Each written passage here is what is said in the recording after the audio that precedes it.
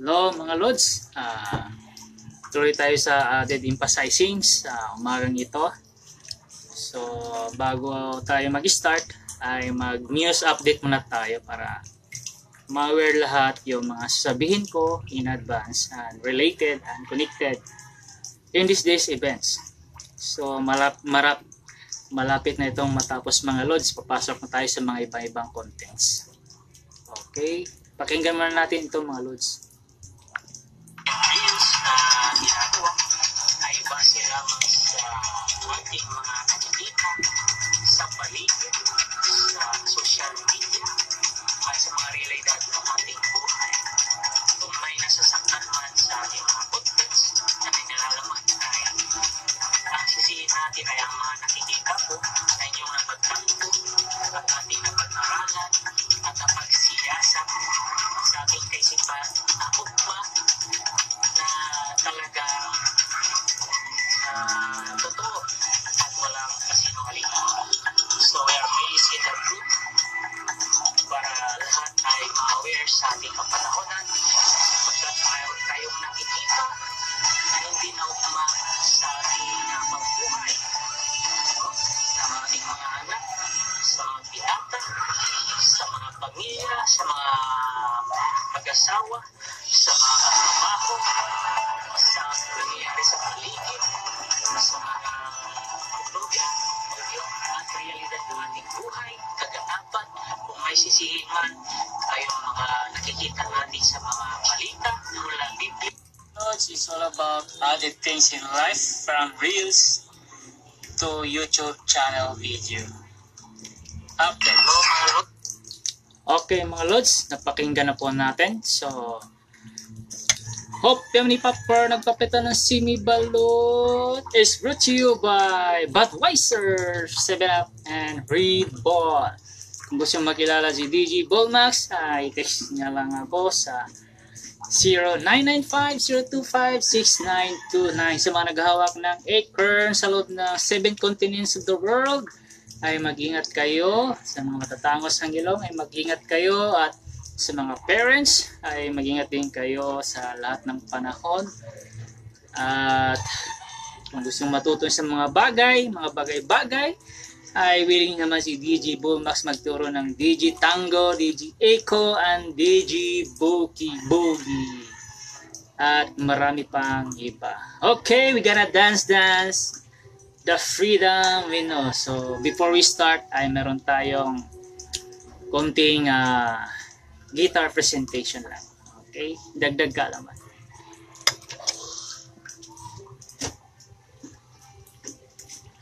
Okay, mga Lods, ito yung boogie, no?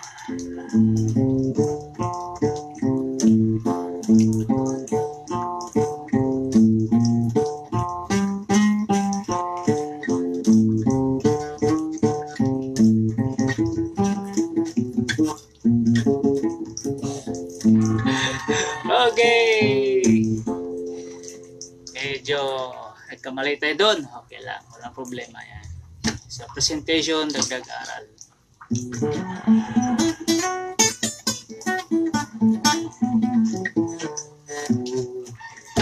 So, yun lang po. Dagdag kaalaman. So, minsan ay pag ang bagay hindi sinasanay, tapos hindi in-exercise araw-araw, ay magkakamali tayo. So, minsan nga, yung mga professional player, pag hindi na araw-araw nila yung presentation nila, ay magkakamali sila, no? So, isang aral din yun. Mali man o okay lang magkamali dito kasi wala naman nagbabayad sa atin. Totoo, wala nagbabayad sa atin na tao. Si Reels, no? So, ganun pa man, based my experience sa crucio sa barko ay kailangan ay play like a professional. Yun lang hindi ko nakalimutan doon sa manager ng crucio. Okay, ito idadako na mga Lods. So, dito tayo maglalaban. Laban, tapatan. Matrix. Okay. So sa Bible mga Lods, alam na natin, no? We emphasize yesterday about the Bible, no?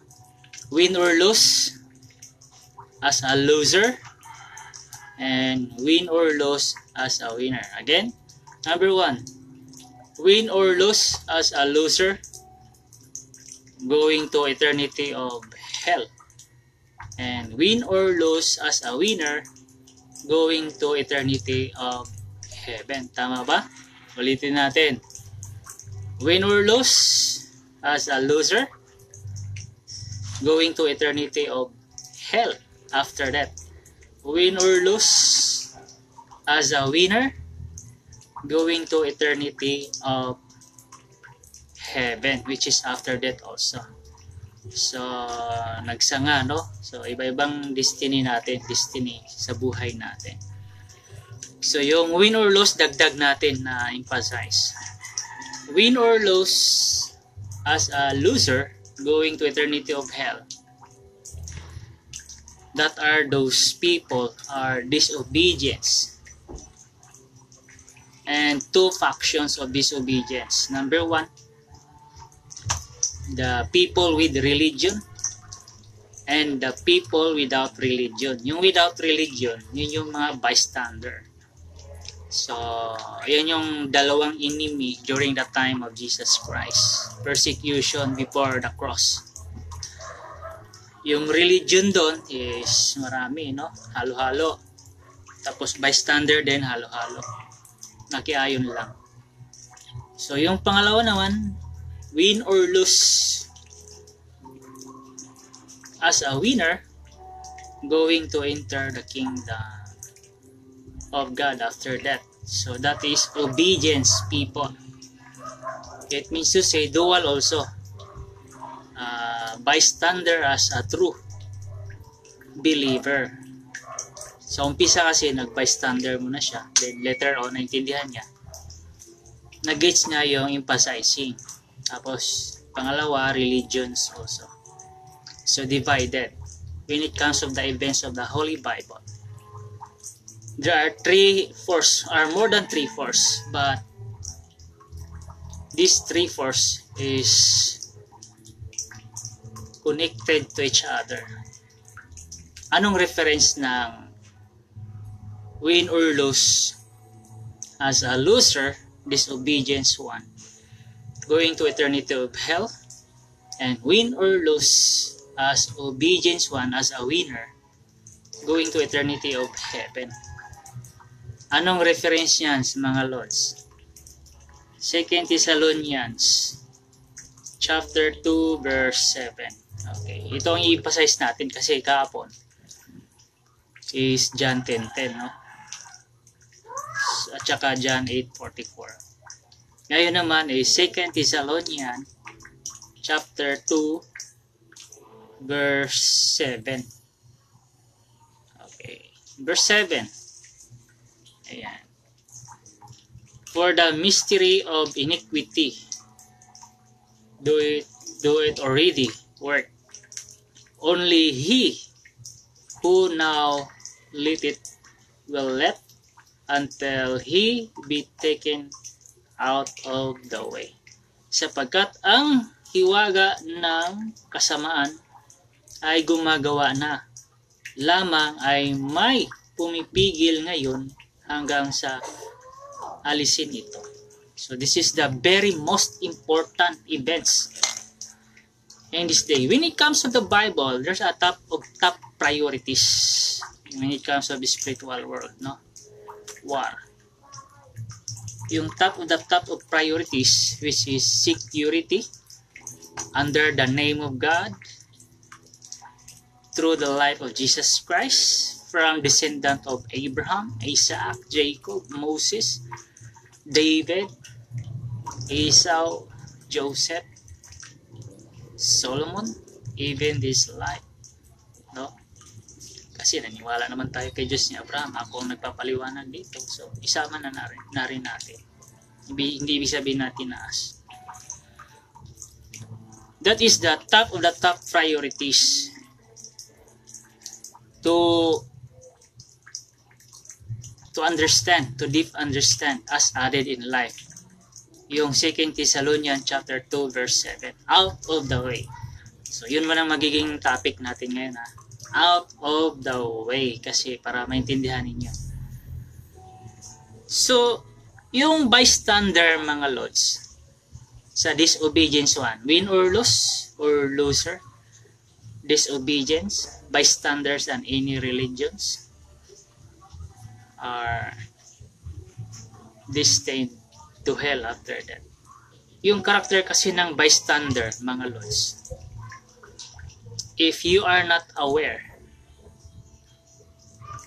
you are preparing to fail. Naintindihan niyo po? Nagets? If you are not aware that kind of spirit, character in your nations, in your family, in your inner circle, in your inner court, you are preparing to fail that kind of character. Bystanders, number 1 problem, because they treat terrorizing, and they are very rich of creating against the will and purpose and plans and commands of God. So it means to say, they are abuses because they are against the will and plans of God. That is the character of bystander, so you must be aware and alert. Because instead you are preparing for a greatness, you are preparing to fail that kind of character and spirit. Bystander. They are not true. They are fake. Okay? So as what I said here, yesterday, kahapon, lahat ng uri ng pagnanakaw, kasi against nga sila sa will ng Panginoon, kasi masakit nga naman yung mga salita ng Diyos. Totoo naman masakit yung Bible sa puso ng tao, yung mga gumagawa, kasi yung tumatanggap ng sakit, nagpapagaling sa sarili, pero yung hindi tumatanggap, parang puso ni Paraon yan. Yan yung mga bystander, somehow, if you are not alerted. If you are not alert, those plans and will and purpose and commands of God. Once we enter the journey of the plans of God in these days, according to the emphasizing of the angel of the Holy Bible. So they are terrorizing the plans of God, full of threats against the will and plans of God. Misunderstanding, and intentionally, even they know, but only small spark of holes against their thoughts from the precepts of God, they are creating against you. They are creating against the will and plans of God. So they terrorizing God. They treat God as terrorist. Okay, so be aware of that. Once we enter to the great journey plans of God to all humanity, because all the plans of God is subject to all people, those who are willing to serve Him, to worship Him, not by means of religion, only to obey His commands and to worship Him and to follow Him. Okay? So I'm not good enough in English, so you must have considered and to understand. So bystanders, kasi sinadya ko itong mag-English, mga Lord, kasi sabi ko nga, maraming nanonood, international din, marami din nanonood. So be aware the spirit of character of bystander, even their spirits, because they are in appearance of good people, but later on They will down you intentionally, out of knowing, as part of out of the way. So out of the way, 2 Thessalonians chapter 2 verse 7. Nandyan yung isang karakter ni Satan sa klase ng pagnanakaw. Ano yung isang karakter na klase ng pagnanakaw ni Satanas dyan? Of course, siyempre alam niya na lahat to, yung plano. May mga halimbawa na booking sila, no? Na finish sila, hindi natuloy yung kanilang plano kasi binaragan ng anghel. Halimbawa lang magpunta sila sa impyerno. Ang tactics naman nila niyan, maliban sa delaying tactics, masigit pa sa delaying tactics, hindi ko alam kung anong katawagan yan sa English. In a long period of time, they also walk the talk against the wills and plans of God by means of stealing and falsifications of those knowledge and wisdom from the precepts of God through His right hand, through His hands here on earth. Psalm 78, chapter 78, verse 72. And Revelation chapter 22, verse 14. And Revelation chapter 21, verse 9. And Revelation chapter 22, verse 16.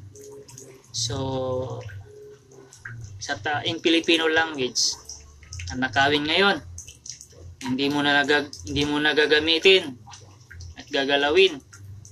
Kasi una, nabuko na, binabaragan na hindi nila gagawin yung nabara sila, napapatayin nila yung ginamit ng Diyos. Halimbawa ako, papatay, no? Pagdating sa labas, hindi nila gagawin yun. Kasi nabuking nga sila sa halata. Ano pa? Pangalawa, hindi nila muna gagamitin. They preserve also the broken bottle. Kasi broken na yun eh. Big sabihin, hindi nila magagamit yun. Yung kaalaman na kanilang ninanakaw. Anong usap-usapan naman nila mga Lods? Ito, ni-reveal lang ito mga Lods sa instant. Kaya nag-instant din ako ngayon nag-live. Ang gagawin nila, they preserve in a long process of time hanggang makalimutan ng ibang tao. Saan nila gagamitin na panahon? Their next generation. Ituturo nila yan. Yan, gawin nyo yan kasi tama yan. Para kalabanin uli yung mga anak ng Diyos na sumunod. Kasi no new things under the sun. Ang nangyayari noon ay nangyayari ulit. Ulit-ulit lang. Redundantly. In a form of increased knowledge in diversities of seasons of times. It means to say bracket by bracket. Sa ating panahon ngayon, tapos nangyari ulit sa ibang panahon na next generation. Kaya pag hindi alert yung mga next generation, matatalo. Alipin ulit. Kaya kailangan mayroong binding spirit from the Spirit of God. Always alert, alert, alert in every season of diversities of times. Ito, advanced to until thousands of years. If and by if we enter to the journey, we proceed to the process of operations of the journey of the plans of God. So, seasons by season must be alert. Next generation must be alert. Kasi pag patulog-tulog, hindi nagdo-dog watch, hindi nagmo-morning watch, hindi nagwa-watch, anong klase mga watch pa ba yan na tinatawag sa mga maritime or even sa ating mga private and government sectors na katrabaho sa armed forces, no? May mga katawagan yan mga Lods, dog watch, morning watch, or evening watch, midnight watch. Sa maritime maraming tawag yan. So kung hindi nagwa-watch, hindi alert, papasok ulit yung plano ng demonyo laban sa atin, sa inyo, no? Kung tayo sa Diyos. So yun po, you must be alert in a diversity seasons of times. Once we obey and to proceed the great plans of God here on earth, just to establish the second, which is the kingdom of God here on earth. So you must to be alert, kasi pag binahagi na ng anghel yan, kailangan kung may naintindihan kayong kulang pa na ibinahagi, dagdagan ninyo sa inyong kaalaman. As to concrete, kasi sabi ko nga, kung magkatawang tao, hindi magkapareho ang utak. Pero ang sabi ng Diyos, your ways not my ways. Diyos pa rin ang head. Kung tingin nyo sa Kanya ay mababaw lang na uri na antas ng utak.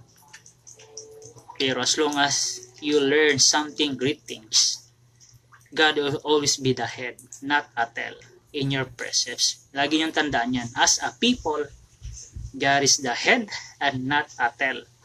Once the knowledge of God, from the precepts of God, from heaven down here on earth, by great impartations, process operations, in a concrete way, God is always the head. So you must to be alert, kasi that is the great battle in diversities of seasons of times. Kasi nga, the devil is very wise. And during the time of Abe, so redundantly din yan, no? But once we bind here on earth and also in heaven, they cannot penetrate the plans and will and purpose and commands of God, just to establish the kingdom of God here on earth as a second. So, nagets? Ituturo kasi ng demonyo yan sa mga kampo ni Satanas, sa kanilang mga anak-anak din, para may labanan in the future. Pero isa lang masabi ko sa mga magnanakaw na gagawin nila yan in advance. Kung hindi nila ma-perform ngayon, no? Kasi na-booking at nabuko at nabara. Kaya hindi nila magawa-gawa yung plano ng Diyos na sila ang gagawa. Kasi magnanakaw nga sila. Kahiyan yun eh. At saka may nakaabang na. Siyempre. Pag ginawa nila yon, alam na. Nakaabang na lahat eh. Kahit sino naman eh. Subukan mo lang kunin yung bagay na yan. Yari ka sa akin. Kahit sino naman, di ba? Both side yan. Yun nga lang. Kasi all created by God, nasa iyo na yan. Win or lose, kung talagang makipaglaro ka sa Diyos, kalabanin mo ang Diyos, nasa sa iyo na yan.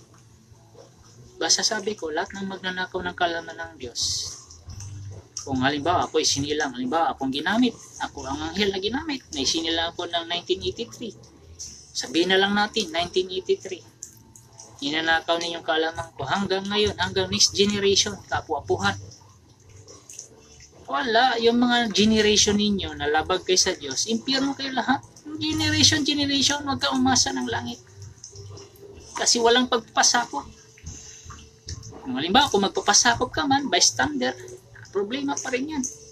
Ikaw yung gagawa ng sabotahe sa plano ng Diyos na masira yung mechanism ng Diyos sa mundo ito, sa universe. 2 Thessalonians chapter 2 verse 7. Ito, added lang ito, Lord, sa hindi abot na isang oras. Siguro mga 40 minutes na. 2 Thessalonians chapter 2 verse 7 is subject unto all universe, inside the universe, unworld universe. So, wag muna kayong maniwala sa mga YouTube, mga lords na mayroong wall sa universe kasi hindi proven pa yan. Hindi nga ma-search yung dimensional eh. Wag muna kayong maniwala kasi under observation and confirmation, all the subject matters what you've learned from the beginning. Halimbawa, sa school. Halimbawa, bago mag-school ng grade 1. I-confirm mo lahat yung natutunan mo. Totoo nga pala yung pinag-aralan ko. Kasi, ang daming nag-aaral, nakatuklas ng kanilang pinag-aralan, mali. Di nagsisisi. Halimbawa, sa science, sa pangalan pa lang ng sakit, may problema na. Paano mo malaman na yan talaga ang sakit? Pangalan ng sakit, di ba? Kaya sabi ko nga, sa creativity, kaya mong gumawa ng pangalan. Kaya ang tao, pag nakarinig na sa kanyang pangalan ng sakit, hindi na makakatulog. Ayun, natuluyan, namatay. Totoo, totoo. Kaya, mas maganda na, mas lamang yung spiritual world. Kasi mayroong nagagawa sa spiritual world na hindi nagagawa ng mga doctors, knowledge and wisdom. Proven na yan sa mga nakatira sa bundok na walang masahan kundi ang Diyos lamang, yung kapangyarihan ng Diyos. Kasi malayo na naman sila sa hospital. Nangyayari yun. Sabi ko nga, if we are not live by the book, you are live by the audible voice of God in many ways. And you will be held instant. Yan lang inasahan ng mga taga-bundok na kilometro-kilometro bago makarating sa hospital. I-analyze nyo ng gusto. Totoo po yan. So, out of the way, alam nyo na, no? Kaya kung halimbawa, out of the way, halimbawa, ako yung anghel, na background check nyo na yung buhay ko. Hindi kayo naging aware. Pinabayaan nyo lang yung buhay ko, hindi kayo nag-response, no? Pag namatay, problema din, both side. Both side, problema. Paano ko nasabing problema? Bakit? Hindi pa naipasa yung acknowledgement na yung maiwanan ng kanyang kaalaman, ay siya naman uli ang magbibigay ng acknowledgements in the future. Halimbawa, nabaril ako, kinabukasan, halimbawa lang kasi nag-announce lang ako dito, maraming nagagalit. Sample lang yun. Pag nag-alis-alis ako kahit saan, may bumaril sa akin, namatay, tapos hindi kayo nagmadali sa plano ng Diyos. Sa dalawang pagmamadali, mga lords, mayroong pang sarili lamang. Pero kung ang anghel lagi na nagpapanawa, oy, bilisan nyo na kasi gumagalaw na yung Satanas. Mayayari kayo. Pabagal-bagal nyo eh. Tapos namatay siya ng walang kapanahonan. Ang laki ng problema. Hindi nyo matanggap yung pagpapala. Ang mundo ay nailagay sa stagnant na mabahong tubig na walang umagos na tubig. Nangangamoy, walang changes. Ang mamayagpag sino? Ang demonyo. Doon matutupad yung out of the way. Magagawa lahat ng plano ng demonyo. Anong sabi sa Biblia? Lahat ng magaganda ay dudukutin. Alam niyo na yan. Wala nang magagawa eh. Maghari na yung demonyo. Lahat ng maganda mong anak, mababasa niyo yan sa Old Testament. Kung magbasa kayo. Dudukutin. Alam nyo na, gagasain. Lahat ng mga pogi nyo mga anak, kasi dihado yung mga demonyo, mga pangit eh. Papatayin. Nangiti-ngiti, tawa-tawa lang ako. Pero pag hindi kayo maging aware, problema nyo na yan. Basta may nagpaunawa. Magbasa kasi kayo. Yan yung mangyayari sa future. Ang anghel, nagpukpuk ng pukpuk. Bilisan nyo, at tigas pa rin, Kapernaum, at saka Sodom at Gomora, at ang Espiritu. Sabi nga ni Jesus, bayaan nyo mga patay. Wala eh, pinipigilan kasi kayo ng demonyo, kaya walang nagre-response pa.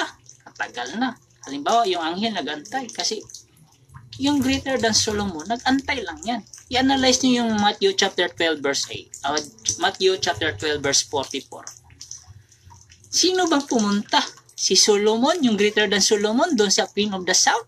Hindi naman siya pumunta. Yung Queen of the South ang pumunta kay greater than Solomon. Hindi analyze nyo. Ibig sabihin, nag-antay lang yan. Kung nagpaunawa siya 3 years ago or 4 years ago, walang nangyari. Hanggang sa mamatay siya. Kasi nga, pinigilan kayo ng espiritu ng mga demonyo, ng Kapernaum, at Sodom at Gomora, tapos panay pokpok ng anghel. Sige na, tigal na. Ang hina ng unawa ninyo. Nasaan yung discernment ninyo? Pinatay nyo kasi yung fruit of the Spirit. Pinatay nyo kasi yung fruit of the Holy Spirit, ang gifts of the Holy Spirit. Walang discernment, patay talaga kayo. Mga Kapernaum at Sodom at Gomora kayo, hindi kayo nakikinig sa anghel. Halimbawa, namatay ako bukas. O paulit-ulit na lang ito. doon na gagawin nyo in how many seasons of time. Siyempre, tataas na yung sungay ng mga demonyo kasi mga pangit nga naman sila. Sinong nakakita ditong napilitan lang magpakasal ng pangit? Pangit sa paningin talaga. Pero walang magagawa yung babae kasi nga, ayon sa kwento, may utang sila, napilitan lang nakasal. Ibig sabihin, doon sa Old Testament na sinasabi doon, yung mga magagandang babae, dudukutin. Yung magandang lalaki ay dudukutin. Kasi ang maghari, ang magkontrol sa inyo, mga mapangit na mukha, mga demonyo. Dihado sa mukha eh. Mga adik. Lahat ng uri ng karumihan ng utak. Bakit may karumihan sa social media? Nag-umpisa yan sa karumihan ng nakikita. Kaya kung walang nagre-resist, gaya ng anghel ng Diyos, hindi nyo pinapakinggan. Tapos namatay na, na-discern. Sayang, bakit hindi natin pinakinggan? Patigas-tigas ang puso't isipan natin. Ayun tuloy. Sa Bisaya pa, Bali, Kewa Naminaw, Mirisi. Di maghari sa inyo, mga magnanakaw, mga rapist, mga adik, mga kriminal. Kawawa. Kasi hindi nakakaunawa sa nagpapaunawa. So, naintindihan? Hanggat may lumalaban pa, nakipaglaban sa kaayusan sa plano ng Diyos, yung anghel na nagpapaunawa, intindihan ninyo. Kung malalim kayo sa discernment, unawain ninyo. Huwag matigas ang puso na parang si Paraon. Kasi it's all about plans of God. Nilikha ka ng Diyos in the purpose of His plan. Wala sanang ganitong teaching kung walang nangyaring kaganapan na masama noong unang panahon. Nagets?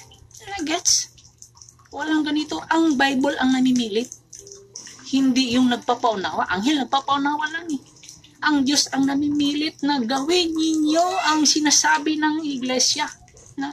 Anong sinasabi ng anghel ng mga iglesia? Halimbawa, ako anghel, nagsasalita sa mga iglesia. Pakinggan ninyo. Revelation, mababasa niyo yan. Kasi nakakatulong yan. Eh, paano kasi, ma-pride? Ay, ayaw ka muna namin sundin, pastor, kasi buang ka daw. Halimbawa lang yun. Sabihin ko sa inyo, hindi ako baliw. Wala akong demonyo. John chapter 8, verse 49. Oh. Basahin nyo doon, basahin natin. Halimbawa, ako anghel. Kamay ng Diyos, ginamit ng Diyos. Nagmanifest ang Diyos sa buhay sa akin. Ito rin ang gagamitin ko.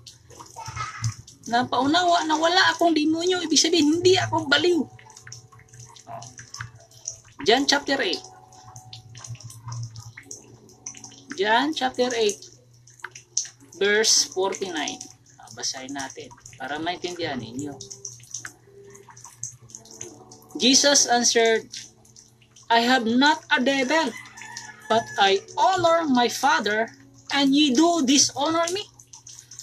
Sumagot si Jesus, ako'y walang demonyo, kundi pinapupurihan ko ang aking Ama, at ako'y inyong sinisiraan ng puri. Si Jesus Christ kasi harsh and radical and extreme yung preaching niya against the Pharisees and Sadducees and priests.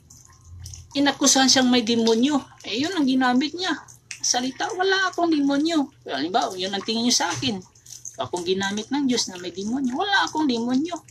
Sinong may demonyo? Yung mga hindi sumusunod sa anghel na ginamit ng Diyos. Mga demonyo kayo. Tapos pag namatay, problema nyo kasi hindi nyo magamit yung kaalaman ng Diyos. Pag namatay siya, out of the way. Hindi nyo talagang magagamit. Kaya sinabi ko, stagnant pa rin. Walang pagbabago ang mundo. O sabihin natin, sa bansa natin, walang pagbabago. Stagnant, nangangamoy. Naintindihan nyo ba, mga Lods? Intindihin nyo ng malalim. Walang pagbabago. Out of the way pag namatay. Instant or in out of the way, in any way. Dahil walang nagpapaunawa, sasabihin na kasi demonyo, mahina pala yung mga anak ng Diyos. Magagawa natin yung gusto natin. Kasi mahina, hindi marunong mag-respond sa kanilang Panginoon na may ginamit na anghel sa buhay nila. Ang anghel, panay pokpok para maunawaan. Para maligtas kayo. Di ba? Ganun lang yun. Sabi ng anghel, tigas talaga ng mga ulo. Panginoon, kayo naman bahala ng mga tao to. Di marunong unawa eh. May sariling lakad. Mga buang talaga. So, blessed yung magsulpot na parang buoyancy. Blessed ka. Huwag mo itrato yung anumang religion mo. Somehow, frankly speaking, sa karya ng Diyos, walang religion na itataas.